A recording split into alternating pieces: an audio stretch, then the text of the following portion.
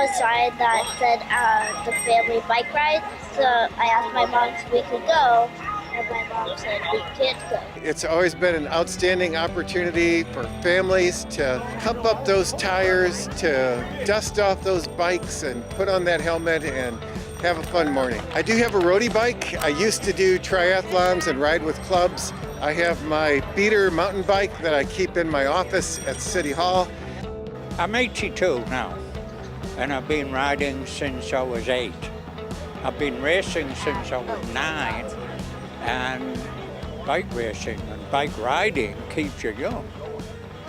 As a single mom, I'm always looking for fun, free stuff to do, and she's an avid bike rider. I could feel the wind, and I could have something to do outside.